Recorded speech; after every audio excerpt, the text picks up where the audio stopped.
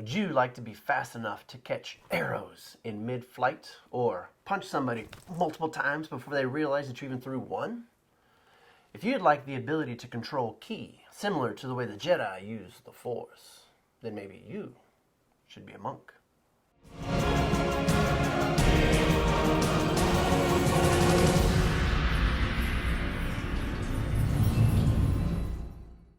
Hello, I'm DM Dunn. This video will be a beginner's overview of D&D 5th edition Monks. Monks carefully study the magical energy called ki. This allows them to push their bodies beyond normal physical limits. Using ki, they appear to have speed and strength added to their punching and kicking attacks, far beyond what normally they should have. As a monk grows in power, not only are they able to master their own body, but they can start to have power over the bodies of their foes, too. These private compounds of training and routine can be located across the D&D map. Monks live here and focus on perfection, perfecting themselves and their actions. Some of these monks were orphans and left to be raised in this small community. Others were children that were given to the monastery as a thank you and repayments of services rendered. And some people choose the life of a monk. Monks are close to the community around them, and they take actions to protect their community as well. To leave such a structure and place to become an adventurer is unique for a monk. They are leaving what they know and what they are comfortable with. Because of this, adventuring monks usually take their work seriously.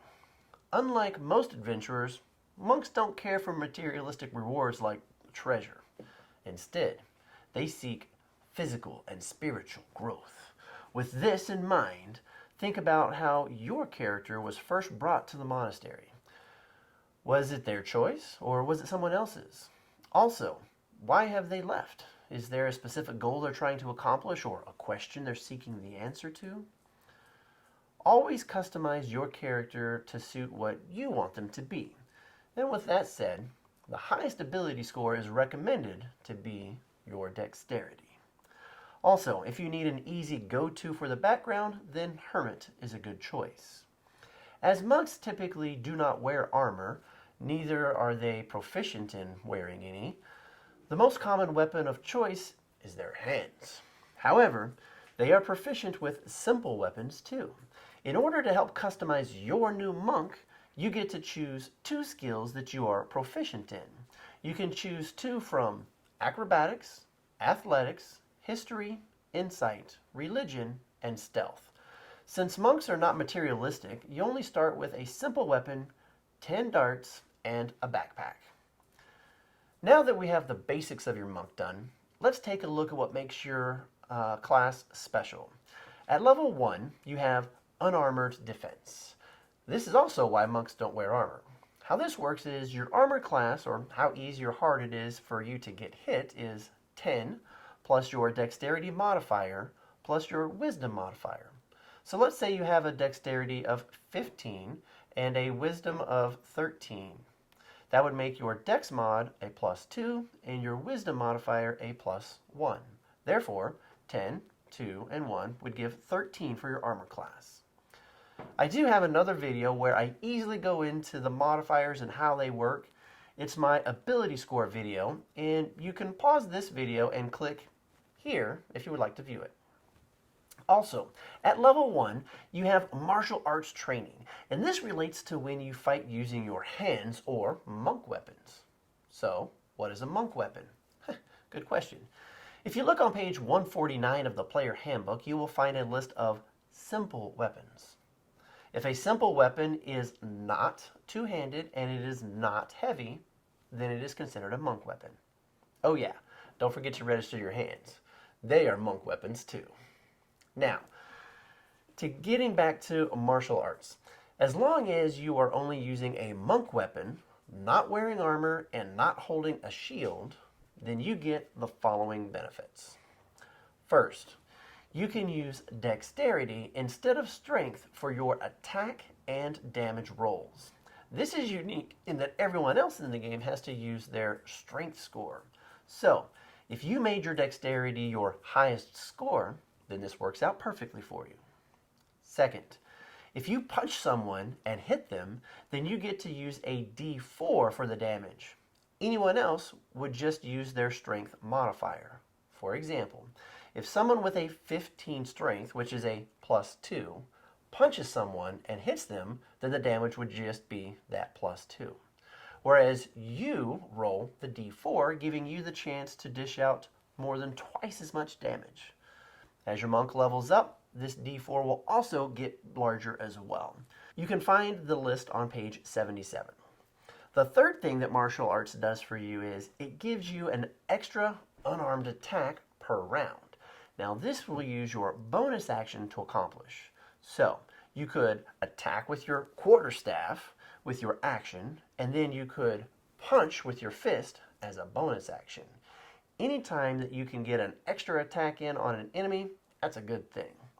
Now once your monk has advanced to level 2, they now know how to use ki. And you start with 2 ki points, and they replenish whenever you take a short or a long rest. At this level, you have 3 options to use your ki points on. First option is Flurry of Blows. Say that immediately after you take your action, then you can spend a ki point and make 2 unarmed strikes as a bonus action. So this is where your monk is punching faster than bad guys can see them coming. It's 3 punches basically in 1 round. Second thing that you could use it for is Patience Defense. And this allows you to use a ki point as a bonus action to take the dodge action. This basically means that you're standing ready and expecting an attack. So should someone attack you, then they would have disadvantage on hitting you. The third thing you could use is Step of the Wind. And this allows you to use a bonus action to either disengage or dash. If you are next to a bad guy and decide to move away from them, then they get a free chance to try and attack you as you leave. This is called an opportunity attack. However, if you disengage first, then the bad guy does not get the free attack. Yay! Dash is a bonus action that gives you more movement on your turn. For example, let's say your normal speed is 30 feet. You are in a hurry to get somewhere, you're chasing somebody or running away, you could move your 30 feet, then you could use the dash and move another 30 feet on the same turn. And yes, this makes monks fast. Also at second level, your monk has gained unarmored movement. Now this says as long as your monk isn't wearing any armor or holding a shield, then their normal movement increases by an extra 10 feet. So if your normal speed was 30, then now it's 40. This bonus gets even bigger the higher level your monk gets. They actually can get to a point where they run so fast that they can run up walls and on water. Yes, monks get really fast. Now, let's bump your awesome monk up to third level. This is the time where you can actually grab arrows out of midair. Heck, you can even try to throw it back at somebody if you wanted to. This is called Deflect Missiles, and the details are found on page 78 of the Player's Handbook. Also at third level, you can choose a monastic tradition. Monastic? I'm going to call it monastic because you get mo nasty. So when you get mo nasty, you get to choose one of 3 choices. You get to choose Way of the Open Hand, Way of the Shadow, and Way of the 4 Elements. The Way of the Open Hand helps your monk get stronger and more versatile in hand-to-hand combat. You will also learn to heal your own body, limited. The Way of the Shadow will help you with stealth, such as the famous ninjas. And the Way of the 4 Elements teaches you how to harness and use the 4 elements. I played a monk here once with the 4 elements, and we had a party member that was rushing in a rushing river and headed off a massive waterfall, and they were going to fall to their doom. Everything that we tried to save him had failed. The dice were not loving us. And as he was going over the edge, I was able to create some ice stairs which actually caught him and saving him from certain death. So, whichever way that you choose, you'll be able to create some great memories too. Well, folks, There are many details that we didn't cover today, but as this is just an intro for starting your monk, I hope that you found this helpful. Like always, please help me out by hitting the thumbs up and the subscribe buttons. It's totally free for you, and it really does help me. If you'd like to purchase a copy of the Player's Handbook or anything else, you can access a link through my website, which you can find in the description below the video. If you use my Amazon link and buy anything from Amazon, then they throw me a few pennies. So if you're going to buy something from Amazon anyway, then why not click on my link and log in? I do need all the help that I can to be able to keep these videos going. You can also help by becoming a Patreon. This is simply a monthly donation that helps me be able to keep bringing content like this to you. You can also access this via the link below. Thank you. And until next time, have more D&D fun with DM Dunn.